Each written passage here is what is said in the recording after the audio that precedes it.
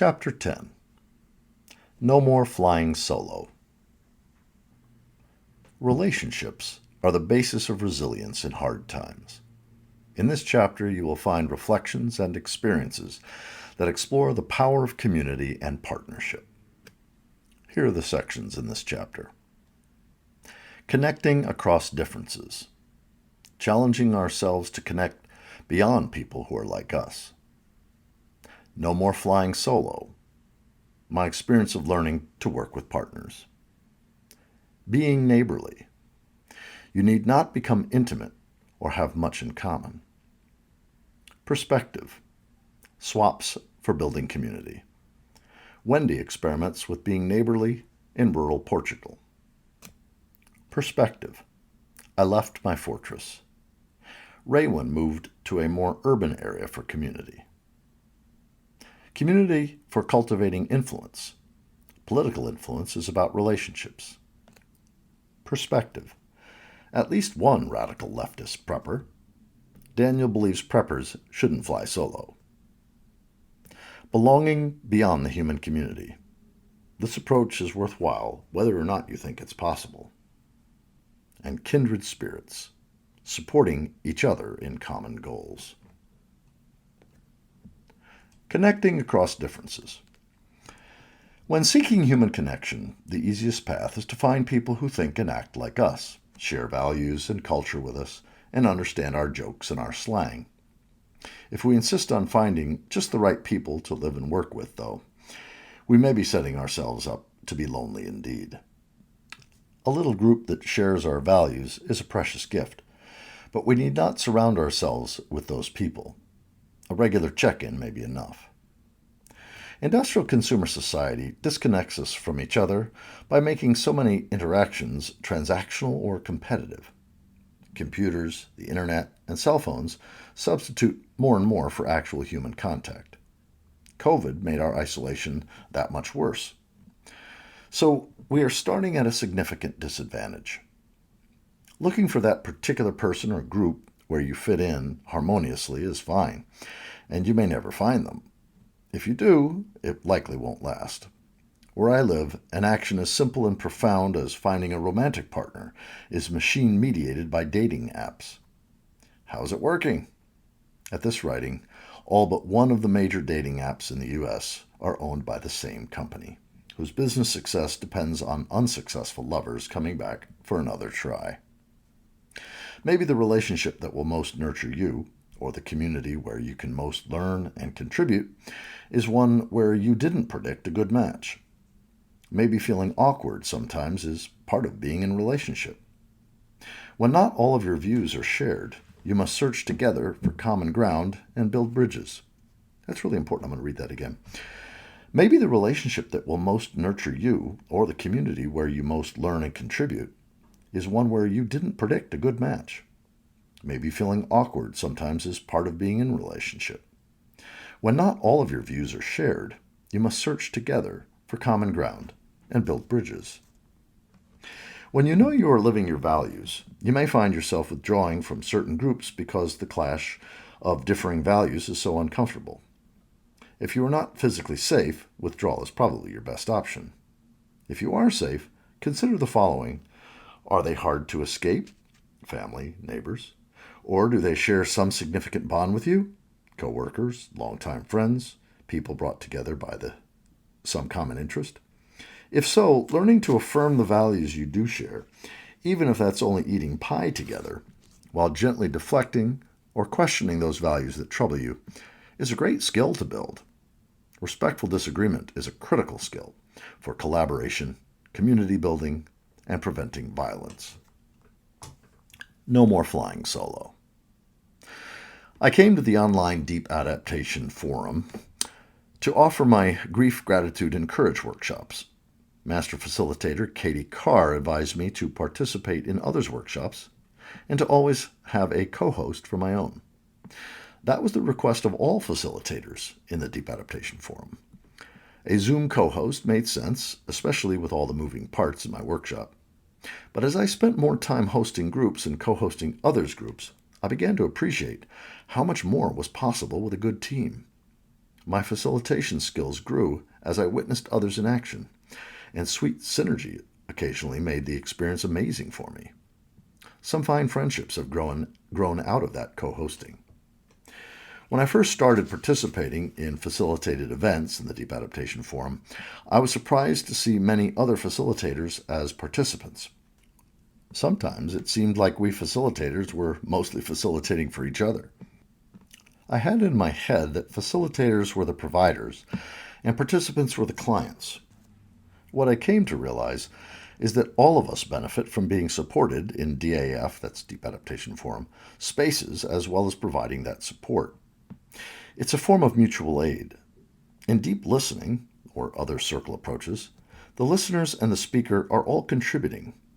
I am so grateful I don't have to face collapse alone. Nanad, who has been a Deep Adaptation Forum network weaver, taught me the power of project work groups. So when I took on a big project, I gathered a work group. I did most of the work, but I had neither the authority nor the organizational skills to do the project alone. I met weekly with the team. One thing I learned from that experience: I will want to convene more people than I think I need. Then I can find out how each person will truly enjoy contributing and empower them to do that. I have a partner, Lisa, for events administration. She and I work together easily. We have different strengths, so we're a good team. Naned says at least 3 people are needed for a sustainable work group, and it's easy to see why. But 2 are a whole lot better than 1. He also says that spending time on personal connection and fun is essential when meeting. That is true in my experience. I appreciate the suggested framework of DAF meetings. Take the time for a generous check-in, and if a check-in reveals something big in someone's life, we attend to that. We are people in relationships, not machines in production. These are small ways I am healing from the brokenness of modernity. I don't fly solo as much anymore.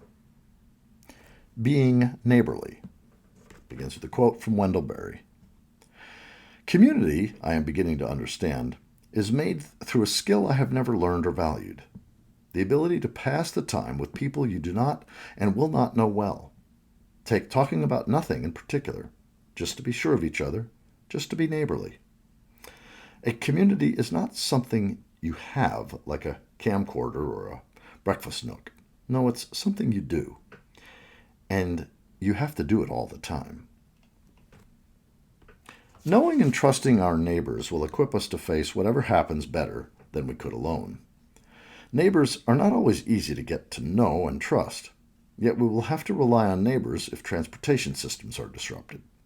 They will face the same challenges as we encounter, and pooling our resources will equip all of us to weather disasters better. Irv Mills writes a blog called The Easiest Person to Fool. He offers these reflections on building community with neighbors. Quote, to succeed, community building efforts must be based on clear and present needs. If you're living in an area where collapse has not yet struck, where business as usual is still working kind of fairly well, then trying to put a community together because you think it will be needed someday isn't going to work. Those involved, including you, simply won't have the motivation to make it work, to stay together when there are easier alternatives all around you, especially when that community is made up of people who haven't yet had much practice at such things. A quick look at the history of intentional communities will show how hard it is to succeed at this. So first, take every opportunity to work and play with people in your community. Build a network of friends and acquaintances. Get a reputation for contributing, reciprocating, and carrying your weight. Then, when the need arises, you can get together with people you already know and respond more effectively. Unquote. It's unlikely that you will have neighbors who share your perspective about unfolding collapse, so it's best to let that topic go. Instead, work to get to know them. You could bring them baked goods. That's my favorite approach. You could invite them over for a beer. That's my close second. You could ask to borrow a ladder or a lemon. Asking to receive a small favor from a neighbor rather than giving one might feel awkward. That's the point. That minor imposition makes it more comfortable for your neighbor to ask you for a favor too. One December, I knocked on all 40 doors in my court, taped up invitations for the people who weren't home, and invited them all to a holiday open house, pre-COVID. At the party, I collected contact information from those who were willing. It sits gathering dust, but in case of emergency, it exists. If you have the energy, you can start conversations about emergency preparedness. Couch it in terms of preparing for situations that are recognized risks in your area. That could be as simple as electrical outages. In my area, it includes fires and earthquakes. Jessica Canham speaks of the people in her community on the small Caribbean island of Dominica, most of whom are subsistence farmers. Quote, "Volunteering is second nature for people. We don't even call it volunteering. Service work is something everybody does. Everybody puts in the time and energy because you are always on the receiving end as well, and you never know when you might need more support." Unquote. Most of us are far from this kind of relationship with our neighbors, but we can make a start. Audio editor's note, Michael Dowd speaking. My first wife, Allison, and I, one of the things that we did was every Friday night, we decided that we were going to invite somebody over for dinner, a neighbor or whoever. And it was a great way to extend our sense of neighborliness with the people around us. And we were in college at the time, and our professors and things like that. Perspective. Swaps for building community. Wendy is South African and has lived in India and England. She wanted to cultivate a garden to live close to the land, so she bought a small house with a bit of land in rural Portugal.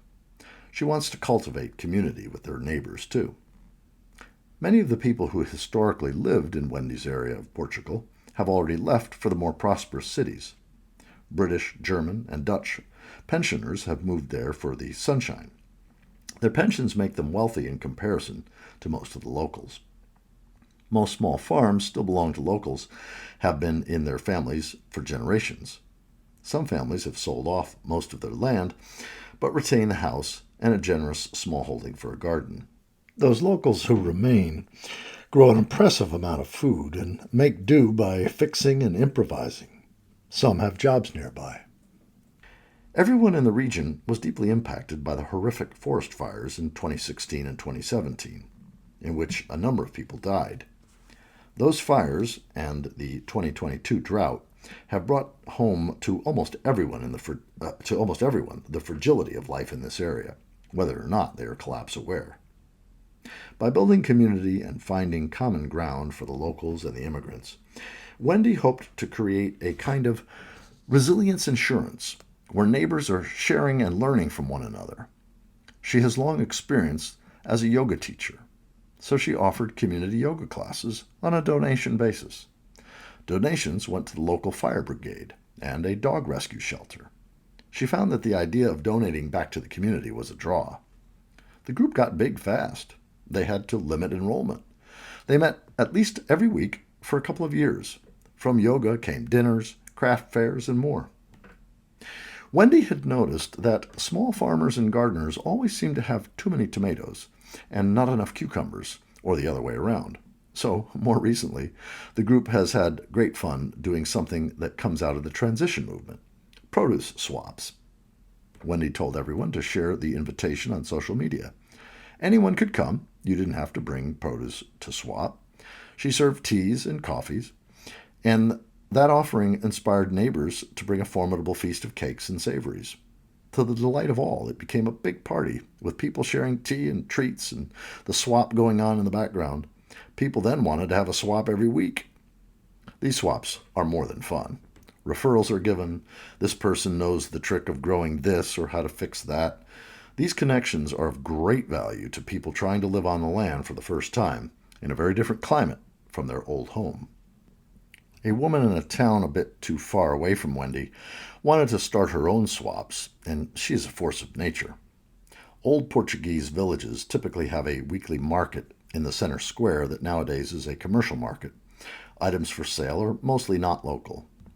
This woman convinced the mayor of her village, president he's called in Portuguese, to let her use that space, and now her swap is one Sunday a month in the village square.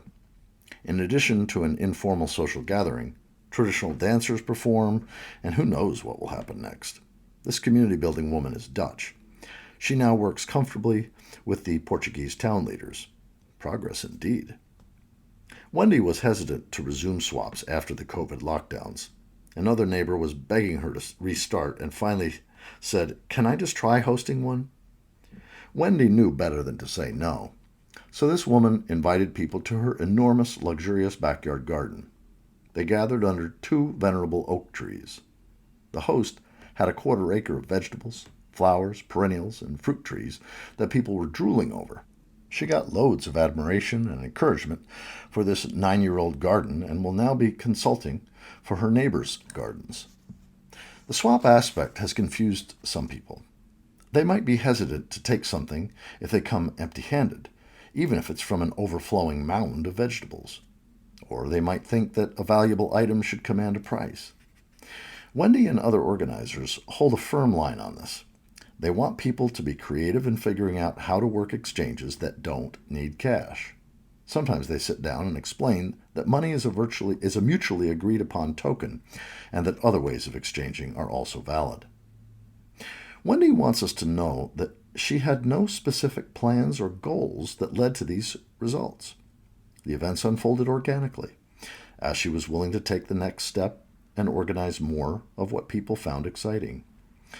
Then she could try a new angle and see how her community responded.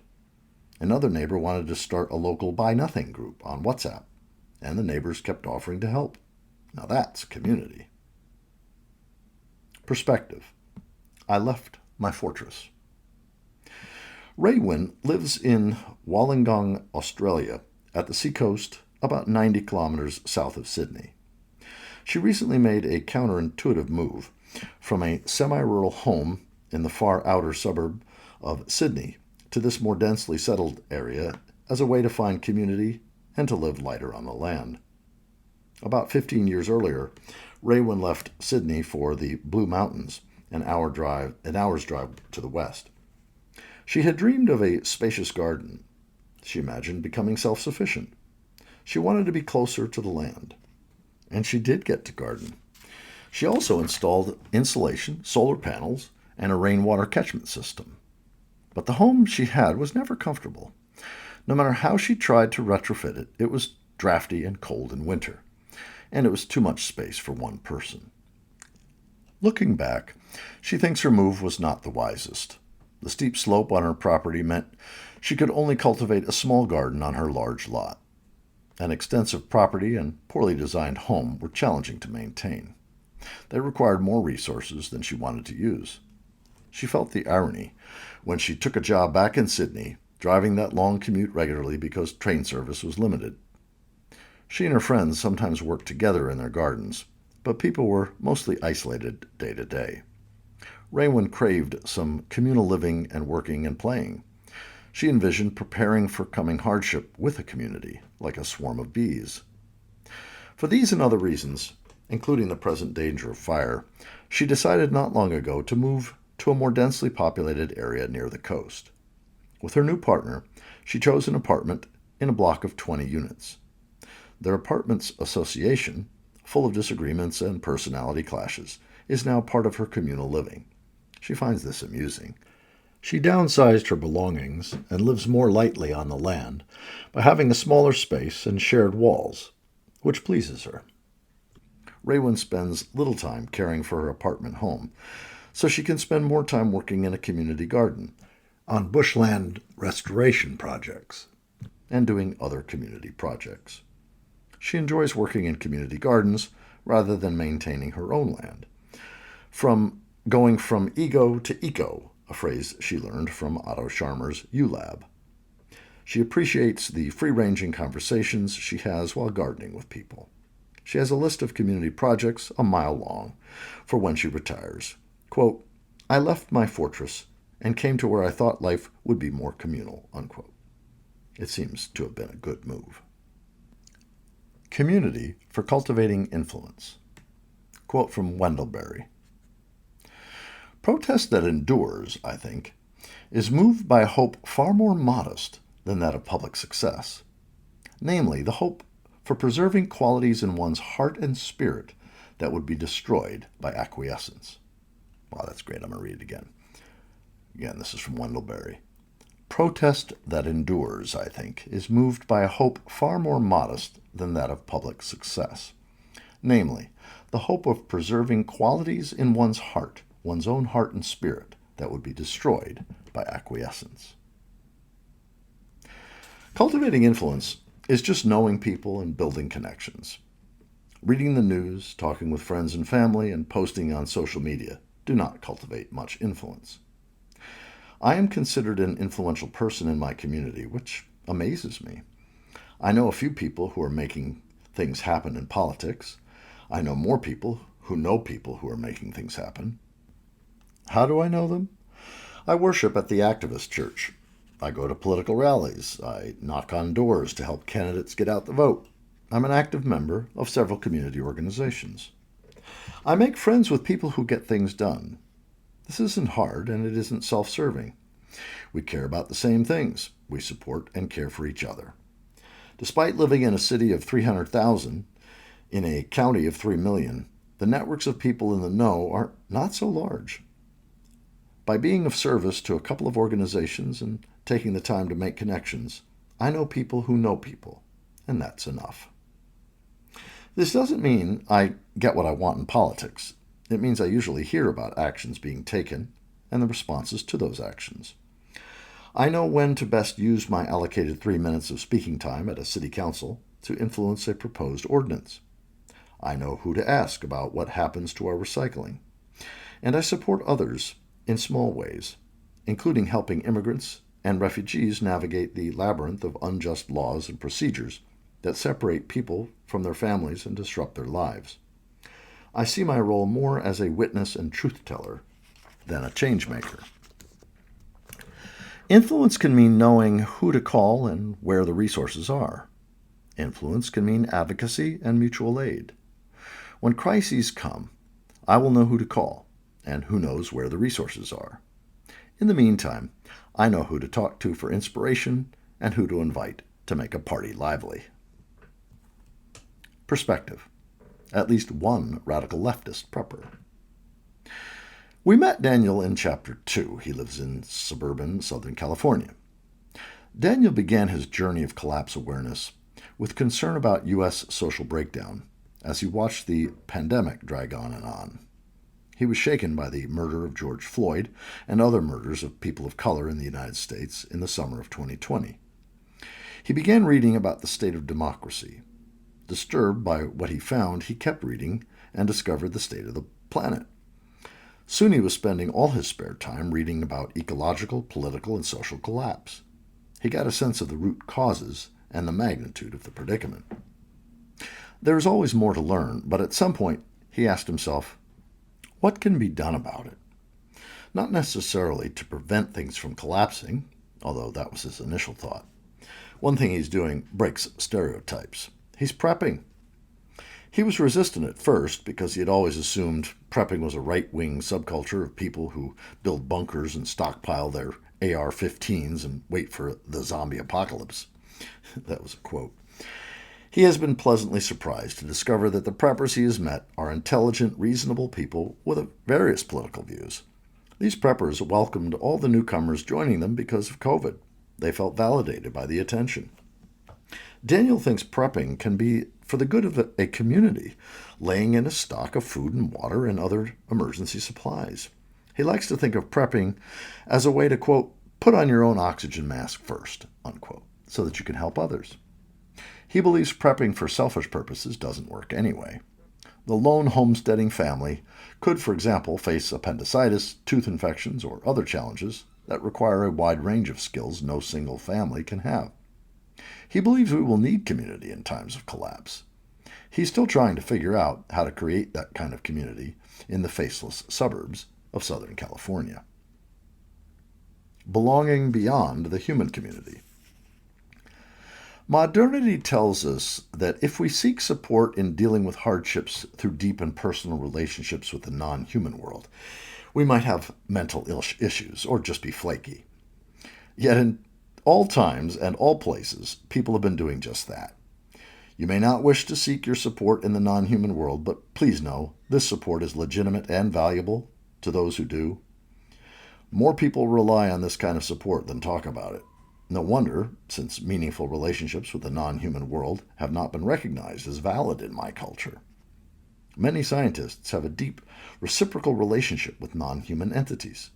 Cultivating such support is becoming a little more acceptable in the mainstream. Practices such as forest bathing, tree hugging, and walks in nature or urban landscapes with a little green are now recognized scientifically for their value in reducing anxiety and regulating emotions. Most traditional cultures have language and practices that support these kinds of relationships. Traditional and non-traditional practices that honor the seasons, ancestors, non-human entities, and spirits are also ways to receive support beyond flesh and blood humans. You can experiment with these relationships if you choose. Some traditional teachers would tell us that these non-human entities are demanding taskmasters, and that they are angry at our disconnection and disrespect of the non-human world. Well, this would be hardly surprising. I've heard elaborate directions for engaging non-human entities, demanding large time commitments, with warnings that you must get it right. Yet in my experience, and that of many friends, an intentional search for compassionate helping entities almost always turns up wise, kind, and nurturing communications. If a human teacher or method leads you otherwise, please disengage from that person or practice for your safety. Find support in cultivating non-human relationships elsewhere. Some people talk to trees. Sometimes the trees talk back. Others just feel better after a half hour of sitting under a beloved tree.